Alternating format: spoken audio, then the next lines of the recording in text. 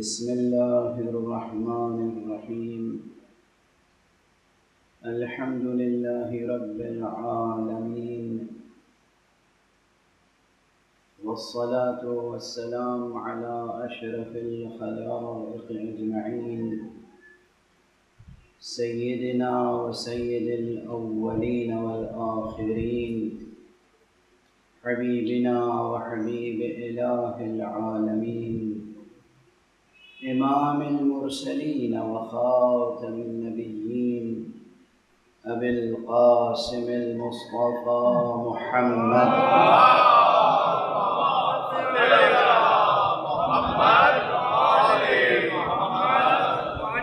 وعلى أهل بيته الطيبين الطاهرين الهداة المهديين المعصومين المظلومين،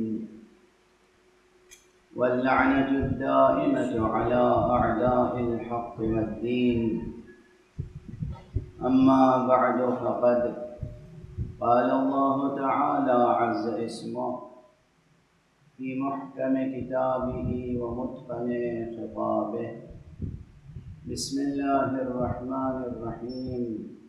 لو أنزلنا هذا القرآن على جبل لرأيته خاشعا متصدعا من خشية الله، وتلك الأمثال نضربها للناس لعلهم يتفكرون.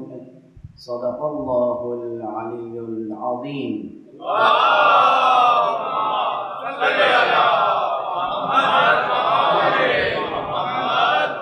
ایک اور بلند کر صلوات.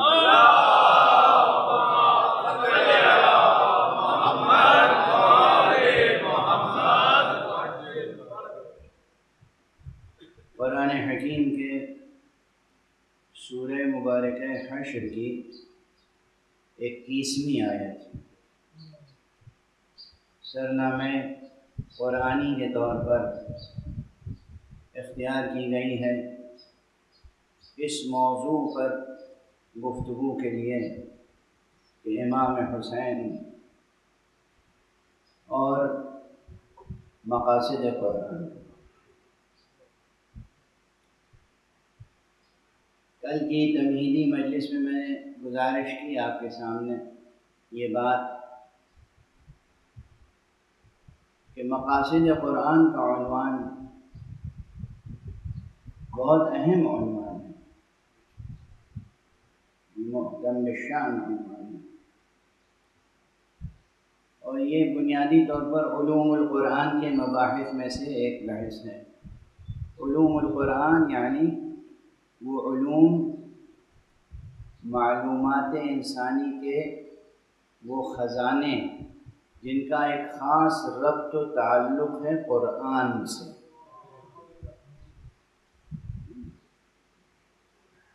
ویسے تو علوم القرآن کے تعلق سے بھی کام بہت ہوا ہے، مگر جتنا کام ہوا ہے اس سے کہیں زیادہ ابھی تشنگی باقی ہے.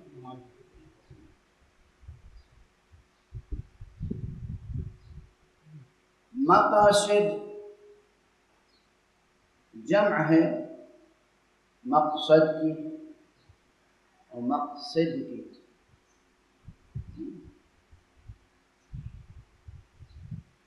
اور اس کا جو روٹ ورڈ ہے وہ ہے قاف صاد دال. اسی سے ہے قصد.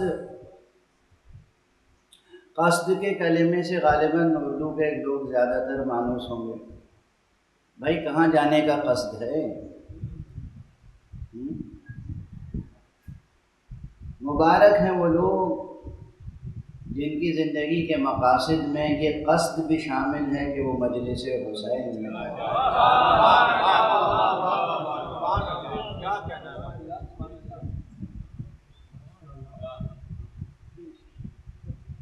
نہایت ہی مبارک و مسعود ہیں وہ افراد بشر، وہ انسان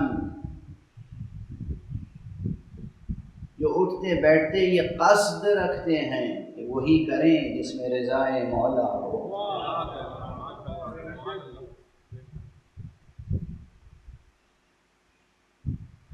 یہ قصد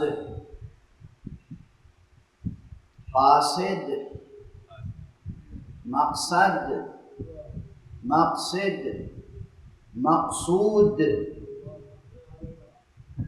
مقصود سے بھی اردو والے مانوس تو ہیں، ہے نا. یہ تمام الفاظ ایک ہی روٹ ورڈ سے ہیں، یہاں تک کہ اقتصاد، اقتصاد تک. دیکھیے نا، یہ موقع نہیں ہے کہ علم صرف و اشتقاق کے تمام تقاضے پورے کیے جائیں اور بتائے جائیں، لیکن قصد، قاف صاد دال، یہ جو روٹ ورڈ ہے بہت اہم ہے، اور اس سے جتنے الفاظ نکلے ہیں سب بہت اہم ہیں. اور جتنے الفاظ اس ایک روٹ ورڈ سے، اس مصدر سے قرآن مجید میں آئے ہیں وہ تلاش کیجیے گا. یہ طالب علموں کے لیے ہوم ورک ہے نا. دیکھیے، میں ممبر پر صرف آپ کی واہ واہ اور سبحان اللہ اور شہرت اور داد اور دہش کے لیے نہیں آتا ہوں.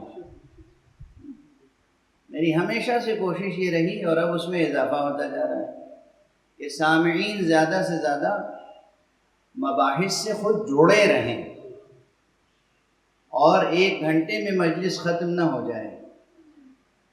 ہماری تقریر ختم ہو لیکن مجلس جاری رہے.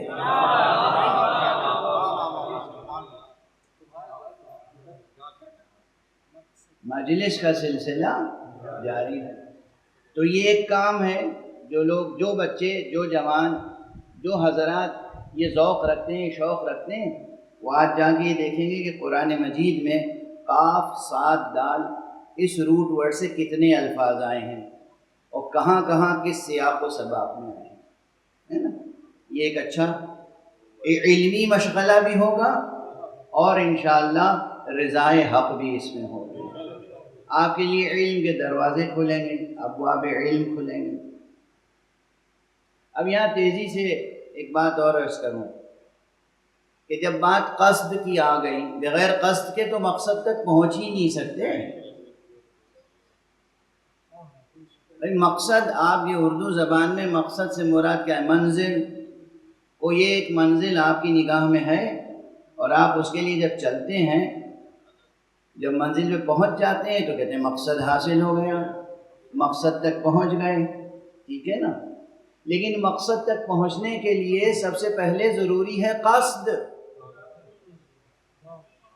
قصد کے معنی ہے ارادہ، عزم، نیت. بغیر نیت کے اور ارادے کے اور بغیر عزم کے پہلا قدم ہی نہیں اٹھے گا. تو منزل کیسے طے، راستہ کیسے طے ہوگا؟ اور جب راستہ طے نہیں ہوگا تو پھر منزل پہ کیسے پہنچیں گے؟ اب دیکھیے، اگر صرف ایکیڈمک بحث کرنی ہوتی تو میں ایک عنوان لے کے مقاصد قرآن اور وہ جو مطالب لوگوں نے لکھے ہیں اس پہ کچھ اضافہ کر کے، کچھ پیوند کاری کر کے پیش کر دیتا، بات ختم ہو جاتی. تو یہی تو ہوتا ہے ریسرچ میں. اور کیا ہوتا ہے؟ پی ایچ ڈی مقالے جو آپ لوگ لکھتے ہیں، کیا کتنے پی ایچ ڈی کے مقالوں کا میں ممتحن بھی رہا ہوں، اور جو میں نے غالباً مدینۃ العلم کی مجلس میں کہا تھا کہ معلومات کی تجارت کا سلسلہ جاری ہے.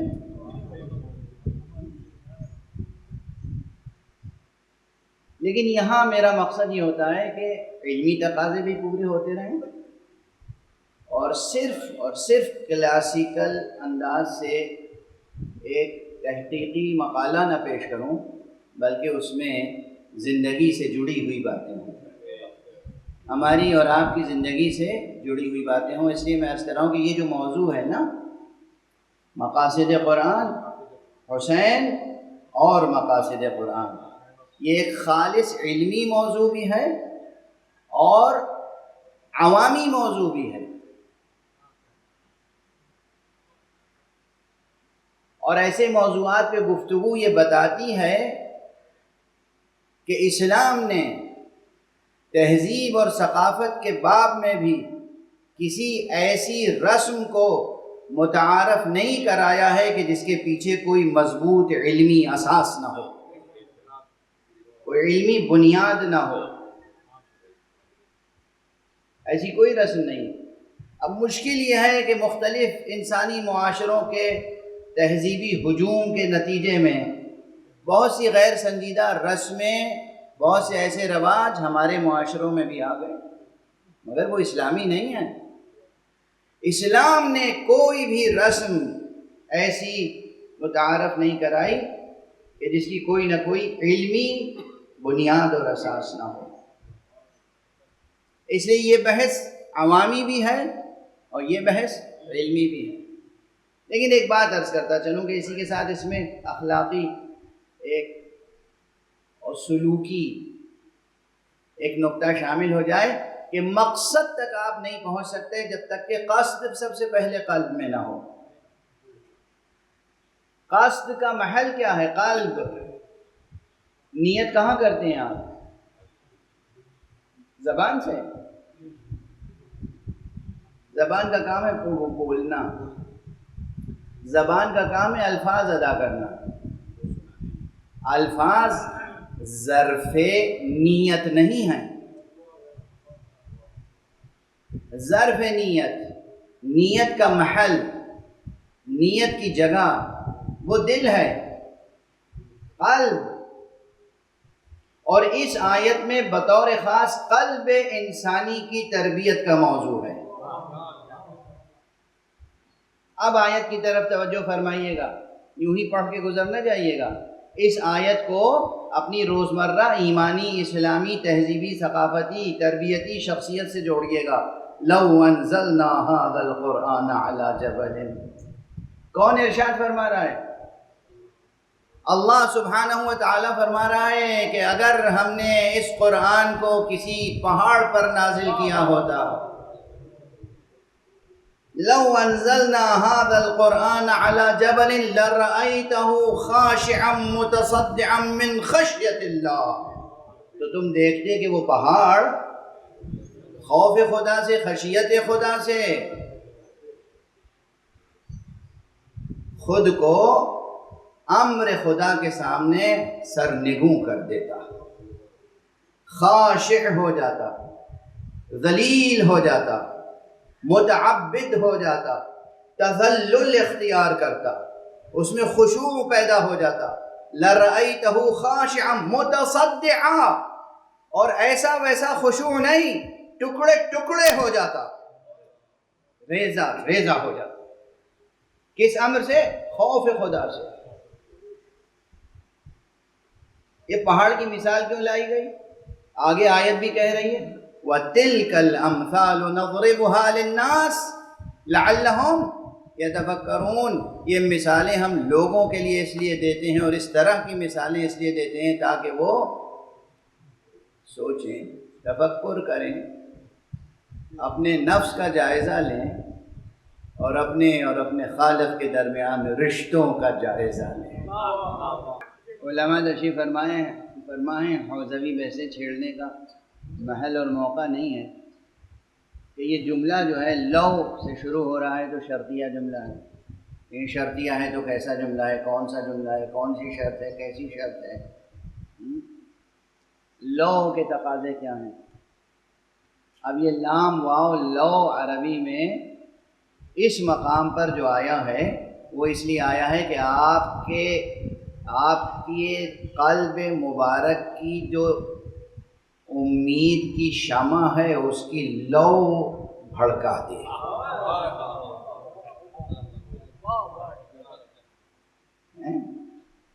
یہ لو تو شرط کے لیے آتا ہے عربی میں، اب یہاں گرامر تو عرض کرنی نہیں ہے مجھے۔ لو انزلنا، اگر ہم قرآن کو نازل کرتے، کہاں؟ علی جبل۔ ارشاد کیوں فرمایا گیا؟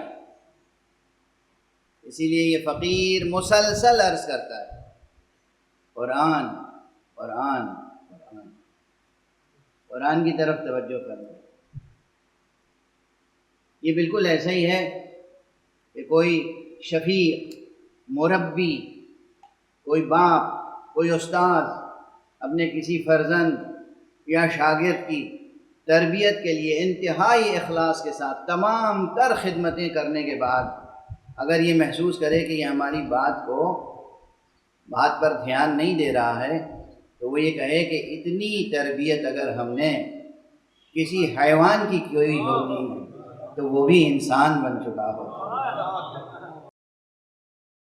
دیکھو ہم نے جتنی دل سوزی سے، جتنے اخلاص سے، جتنی محبت سے، جتنی توجہ سے تمہیں اچھی باتیں بتائیں، اچھی باتیں سکھائیں، اگر یہ باتیں ارے پتھر سے بھی، دیوار سے بھی ہم کھڑے ہو کے یہ باتیں کرتے تو دیوار میں بھی جان پیدا ہو جاتی، در و دیوار میں بھی حرکت پیدا ہو جاتی، در و دیوار میں بھی دل سوزی پیدا ہو جاتی۔ اور یہ تمہارا دل کیسا دل ہے کہ نرم نہیں پڑتا؟ اور ہمارے تو اس آیت کا اصل میں جو مقصد ہے وہ ہے قلب انسانی کو متوجہ کرنا، انسان کے دل کو امر حق قبول کرنے کے لائق بنانا، توجہ دلانا۔ ارے یہ قرآن ہے، اللہ کا خطاب ہے اور تم سے خطاب ہے۔ اب یہ کیا عرض کروں، ایک کے بعد ایک سنگین، نہایت سنگین علمی حوالے آ رہے ہیں ذہن میں، تو عرض کر کے آگے بڑھوں۔ اگر یہ طے ہو جائے کہ قرآن مجید کی آیتوں میں، اس کی عبارتوں میں جو باتیں کہی گئی ہیں براہ راست ہم اس سے استفادہ کر ہی نہیں سکتے، تو پھر اللہ نے خطاب کیوں فرمایا؟ یعنی خطاب تو نبی سے ہے، خطاب نبی سے ہے، سارے قرآن میں خطاب نبی سے ہے، کہیں یا ایھا الناس آیا ہے کہ نہیں؟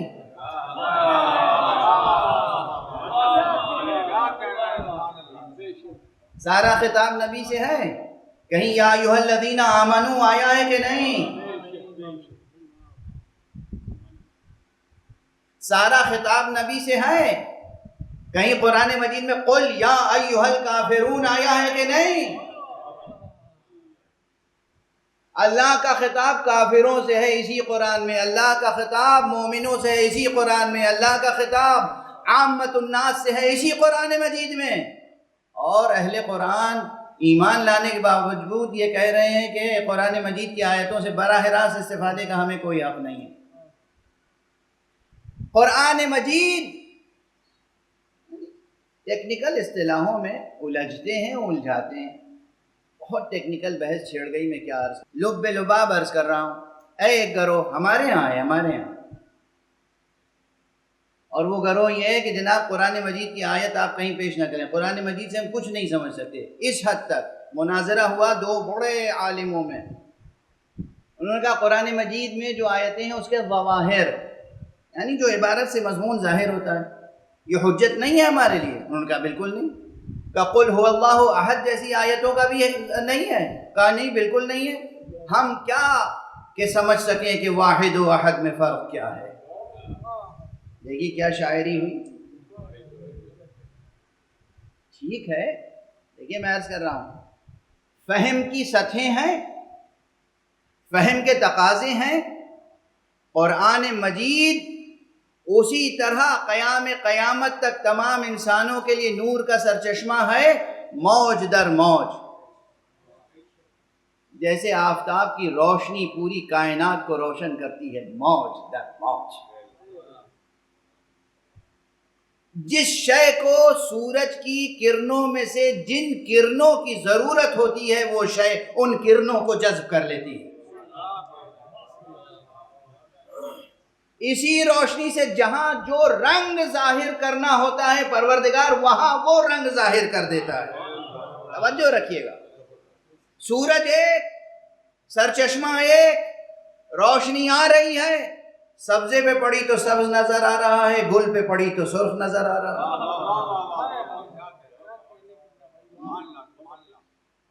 یہی سورج کی روشنی ہے، ہرے درختوں پہ پڑتی ہے تو عموماً ہرے درخت وہ اپنی غذا تیار کرتے ہیں، وہ کاربوہائیڈریٹ تیار کرتے ہیں۔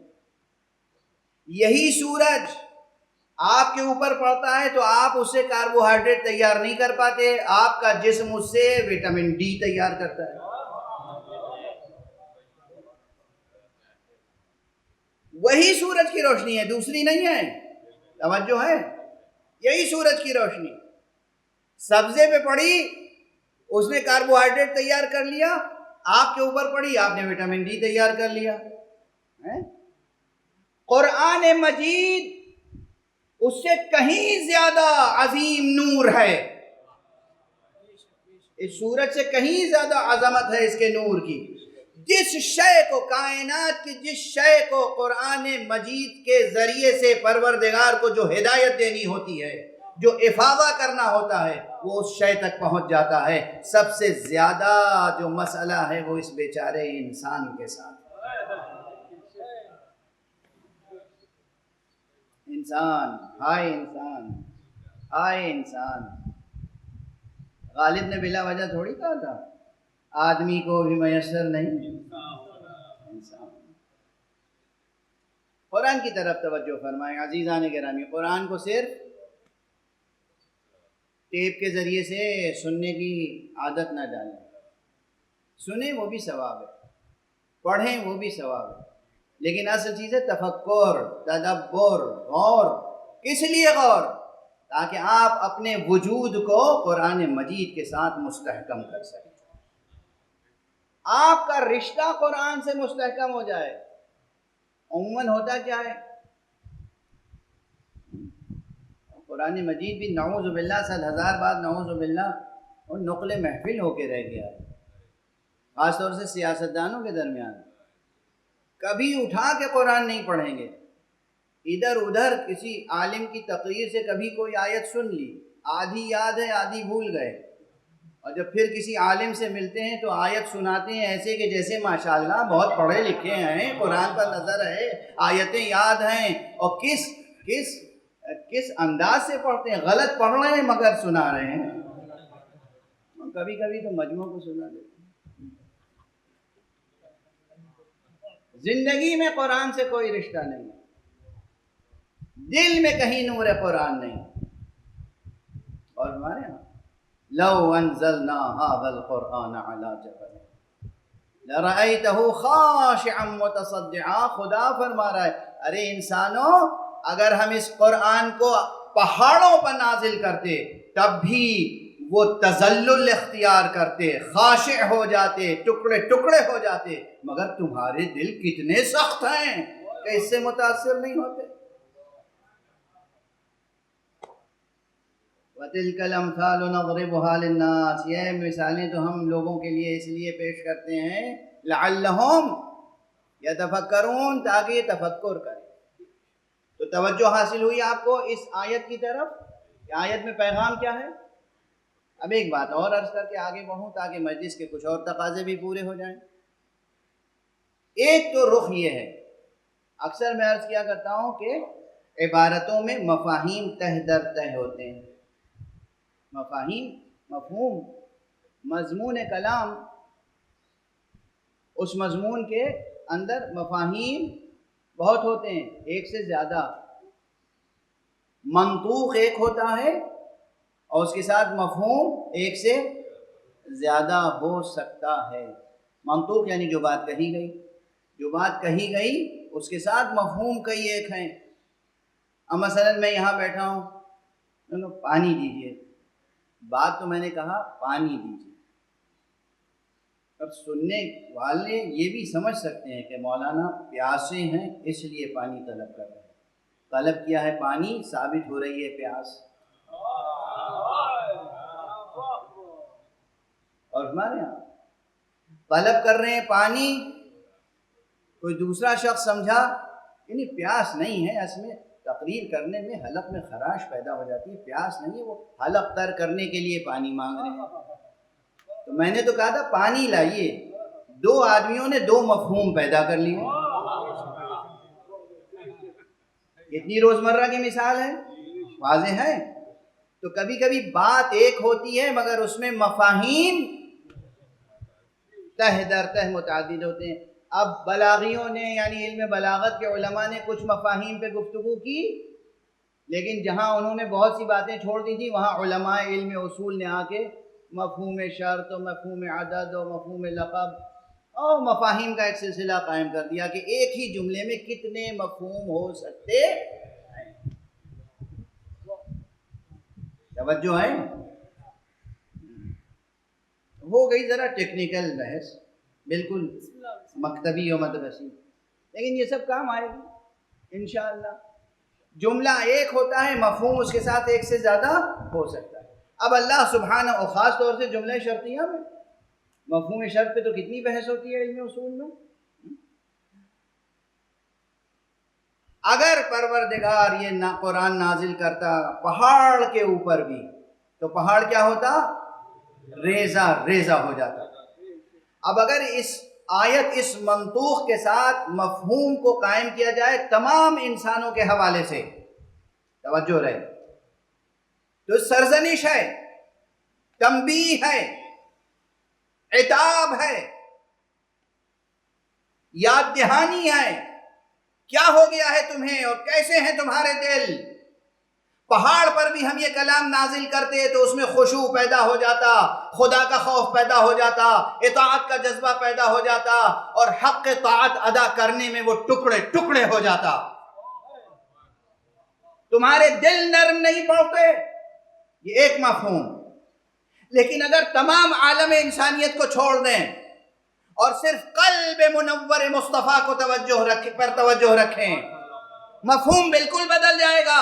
ارے یہ قرآن وہ عظیم ثقل ہے، ثقل الہی، ثقل ربانی، امانت الہیہ، اگر کسی پہاڑ پہ بھی نازل کرتے تو وہ پہاڑ ریزہ ریزہ ہو جاتا۔ مگر دیکھو قلب مصطفیٰ کتنا شجاع ہے، کتنا عظیم ہے، کتنا پرقوت و پرعزم ہے کہ مصطفیٰ کی شخصیت ریزہ ریزہ نہیں ہوئی، بلند ہوئی اتنی کہ معراج تک پہنچ گئی۔ ملتفت ہیں آپ؟ متوجہ ہیں؟ اسی میں جہاں عام انسانوں کے لیے سرزنش ہے، وہیں یہ آیت بہترین نعت ہے مصطفیٰ کے لیے۔ لو انزلنا هذا القرآن على جبل لرأيته خاشعا متصدعا من خشية الله وتلك الأمثال نضربها للناس لعلهم يتفكرون۔ اب یہ آپ کا حسن ظن اور حسن سماعت ہے، تو آخری فقرے پر اب توجہ دلاؤں، لعلہم یتفکرون۔ دیکھیے قرآن مجید نے جتنا فکر کرنے پہ زور دیا ہے، اتنا ہی یہ دنیا کے مفکرین قرآن سے دور ہو جاتے ہیں۔ عجب تعصب ہے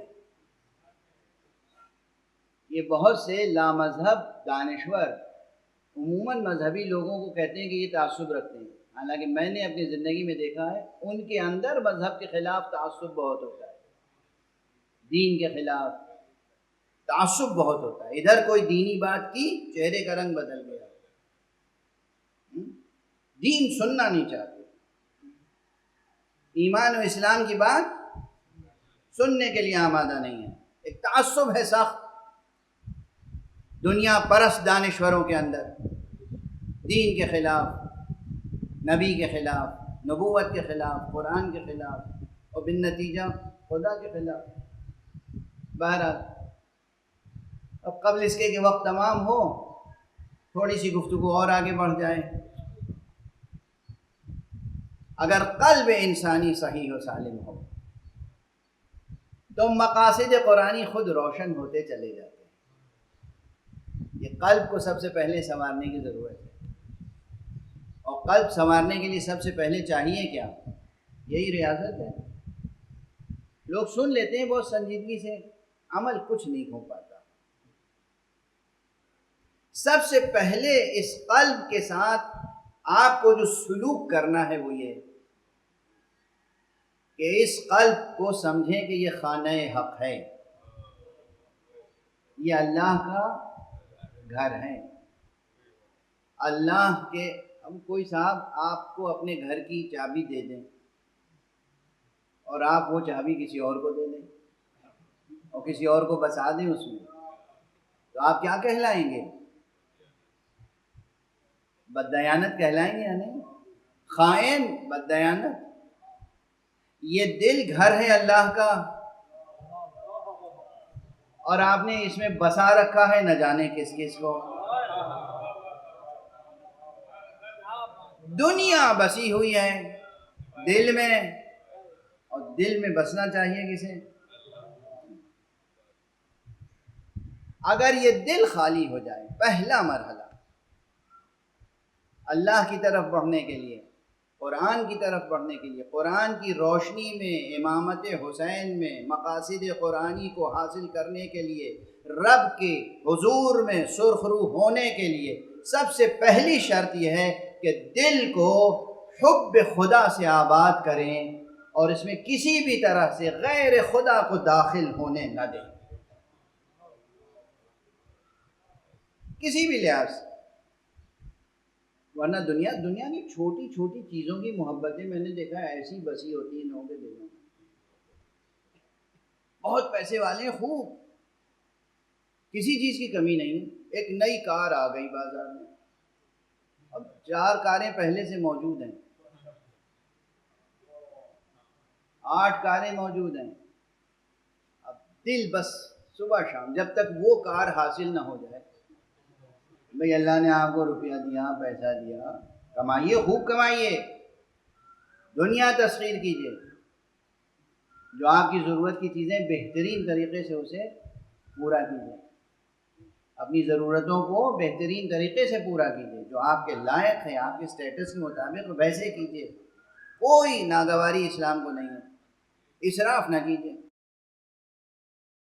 تظاہر نہ کیجیے، دکھاوا نہ کیجیے، اس میں یہ ہے کہ اب آپ کی ضرورت سے بڑھ کر جو کچھ اللہ نے دیا ہے اس کو آپ اپنی ملکیت نہ سمجھیں، اللہ کی دی ہوئی امانت سمجھیں، اور اس کو ان لوگوں تک پہنچائیں جو محروم ہیں، غریب ہیں، مفلس ہیں، نادار ہیں، بیمار ہیں، مریض ہیں، جنہیں امداد کی ضرورت ہے۔ اپنے عیش و تعیش کے لیے، اپنی لذت پرستی کے لیے کوئی غور نہیں کرتا، خزانے سے نکالا لٹا دیا، کوئی سائل در پہ آ جاتا ہے تو بہت غور کرنا پڑتا ہے، سچا ہے کہ جھوٹا ہے، تصدیق لایا ہے کہ نہیں لایا ہے، کسی عالم نے ریکمنڈ کیا ہے یا نہیں کیا ہے۔ میں نہایت دل سوزی سے عرض کرتا ہوں، کماؤ، دنیا کو تسخیر کرو۔ میں نے یوں ہی کہا تھا، مثال دی تھی، لیکن بات پہنچ گئی وہیں تک، قصد سے اقتصاد تک، بات قصد سے اقتصاد تک پہنچ گئی۔ اقتصاد کس علم کو کہتے ہیں معلوم ہے؟ اب آپ کہیں گے واہ مولانا صاحب واقعی بوڑھے ہو گئے ہیں، 60 برس کے ہو گئے، 60 سے تو کئی برس آگے نکل گئے ہمیں، لیکن اب یہاں کتنے لوگ بیٹھے ہوں گے دن رات اکنامکس اور کامرس اور دنیا کی بزنس کی باتیں جانتے ہیں مجھ سے کہیں زیادہ، مجھے تو اس کی ABC بھی نہیں آتی، مگر ایک بات کی طرف توجہ دلاؤں گا، اس پر اب اکنامکس کے اسٹوڈنٹس جا کے PhD کریں، اور PhD ہی نہیں، پوسٹ ڈاکٹریٹ ریسرچ بھی کریں، کرتے رہیں، حسین اور مقاصد قرآن، قرآنی مقاصد کو حاصل کرنے میں کون آگے ہے؟ وہ قومیں جن کے ہاتھوں میں پرچم حسینی ہے۔ دیکھ لے دنیا، یہ کوئی تعصب کی بات تھوڑی ہے، دنیا میں وہ قومیں جن کے ہاتھوں میں پرچم حسینی ہے وہ مقاصد قرآن کو حاصل کرنے میں سب سے آگے نظر آئیں گے۔ اس لیے وقت کی ضرورت ہے کہ متوجہ کیا جائے علمی سطح پر بھی، عملی سطح پر بھی، کہ حسین ہیں جو مقاصد قرآن کو حاصل کرنے میں قیادت کر سکتے ہیں۔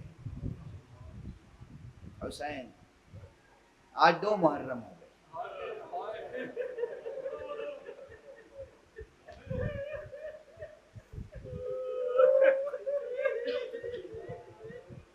بس اس سے زیادہ آج عرض نہیں کر پاؤں گا۔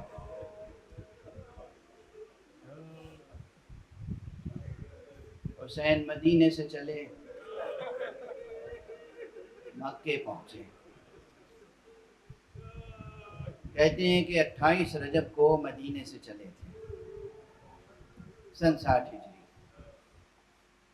3 شعبان کو مکے پہنچے، سن 60 ہجری۔ 3 شعبان آقا کی ولادت کی بھی تاریخ ہے، اور 3 شعبان آقا کے مکے پہنچنے کی بھی تاریخ ہے۔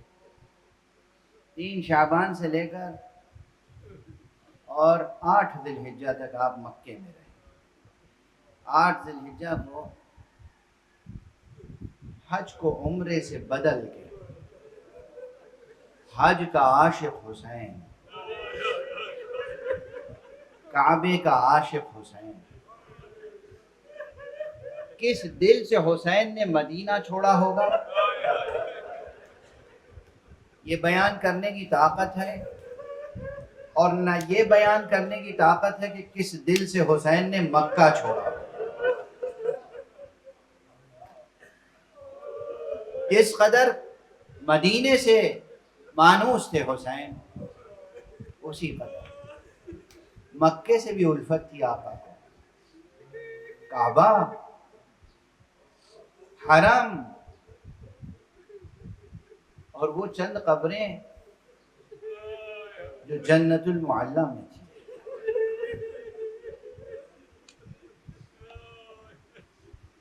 جناب خدیجۃ الکبریٰ کی قبر، جناب ابو طالب کی قبر، جناب عبد المطلب کی قبر، وہ شیب ابی طالب جہاں رسول کی ولادت ہوئی تھی، وہ کعبہ جہاں مولا علی کی ولادت ہوئی تھی۔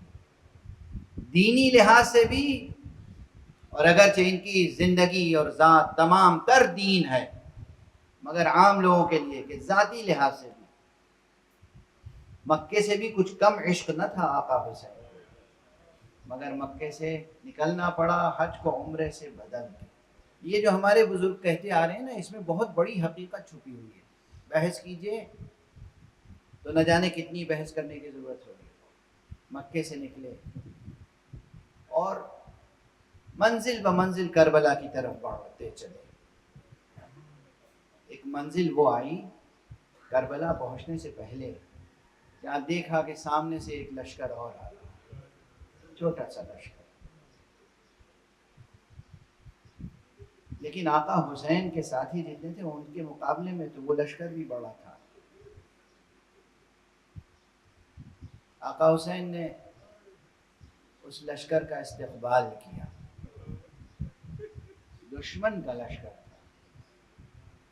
ہر منزل پر آقا اپنے ساتھیوں سے کہتے تھے خوب پانی بھر لو، مشکی سے خالی نہ رہے۔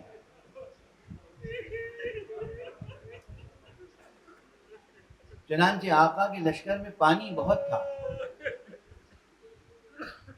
مشکیزیں بہت تھے، بھرے ہوئے لبریز پانی سے۔ آنے والا جو لشکر تھا، لوگوں نے دیکھا کہ سب پیاسے ہیں،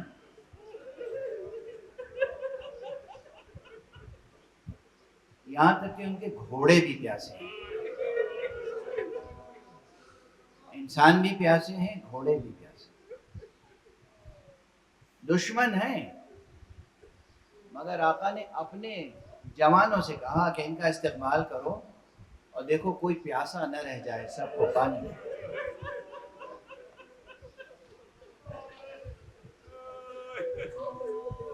دیکھیے میں کوئی سخن آرائی تو نہیں کر رہا ہوں، ہم پر الزام ہے نا سخن آرائی، بات کو بڑھا چڑھا کے مبالغے کے ساتھ بیان کرتا ہوں۔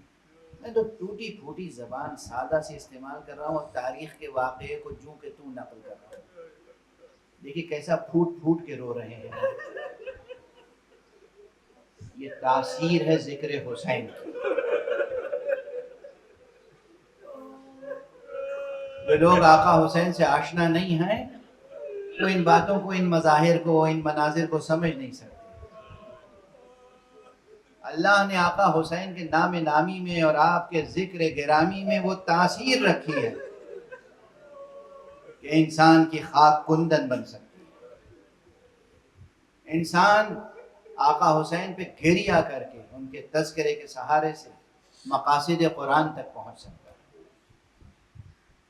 کیا کیا مناظر ہیں اس واقعے میں، آپ سمجھ گئے یہ لشکر کس کا تھا؟ حر کا لشکر تھا۔ اچھا کیا لطف ہے امام کا، کیا کرم ہے معصوم کا، کیا ایثار کا جذبہ ہے، اور کیا ایثار کا عملی مظاہرہ ہے۔ جتنے جوان تھے ساتھ میں سب پانی پلا رہے ہیں. آپ کرسی پہ تشریف فرمائیں، دیکھا کہ ایک شخص ہے جو اتنا پیاسا ہے کہ اس کی آنکھوں میں دھند چھا گئی. پانی پلانے والا مشکیزہ لیے کھڑا ہے لیکن اسے اتنا نظر نہیں آ رہا ہے کہ مشکیزے کا دہانہ کہاں ہے تاکہ وہ پانی پی سکے. ساقی کوثر کا لال،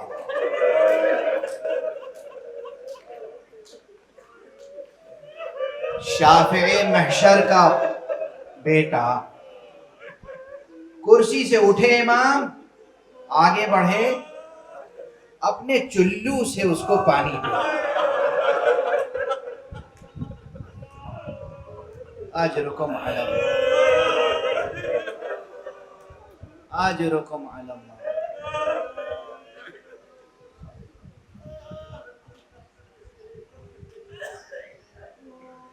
یہ امام جو اس ایثار کا مظاہرہ کر چکا تھا، میں 2-3 فقرے عرض کروں گا. یہ جب 2 محرم کو کربلا پہنچا اور چاہا کہ خیمے دریا کے کنارے لگائے، وہی لشکر جسے پانی پلایا تھا سامنے آ کے کھڑا ہو گیا. نہیں، ہم آپ کو دریا کے کنارے خیمے لگانے نہیں دیں گے، ہمارے حاکم کی اجازت نہیں ہے، دریا سے دور خیمے نصب کریں. میں ایک جملہ عرض کرنا چاہتا ہوں. عموماً لوگ کہتے ہیں کہ 7ویں محرم سے پانی پہ پابندی تھی. میں کہتا ہوں پانی پہ پابندی تو روز اول سے تھی دشمن کی طرف سے. تو یہ 2 محرم کو جو شرط لگائی جا رہی تھی کہ آپ دریا کے کنارے خیمے نصب نہ کریں، یہ بندشیں آپ کا آغاز نہ تھا تو کیا تھا؟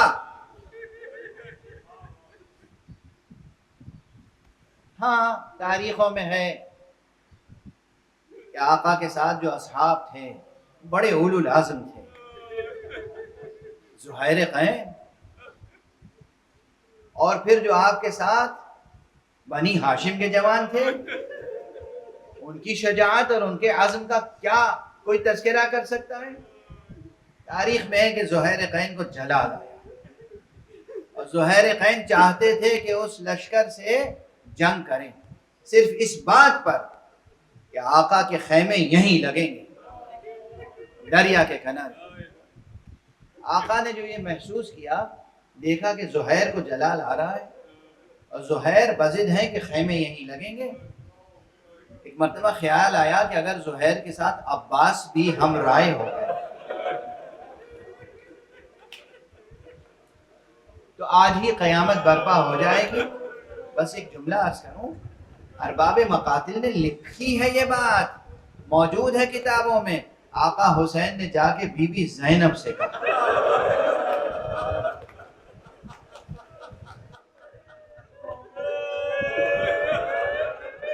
بہن زینب، تم تو بابا کی وصیتوں کی رازدار ہو، تمہیں معلوم ہے ہمارے آنے کا مقصد کیا ہے. یہ کربلا کی سرزمین ہے، ہم یہ نہیں چاہتے کہ جنگ کا آغاز ہماری طرف سے ہو. بی بی زینب کی آنکھوں میں پہلے سے آنسو تھے، مگر بھائی کی خاطر فرمایا، بھیا کیا حکم ہے، مجھے کیا خدمت انجام دینی ہے؟ کہا بس عباس کو بلا لو، تم عباس کو بلا کے کہہ دو کہ ہم اپنی طرف سے جنگ کا آغاز نہیں کرنا چاہتے.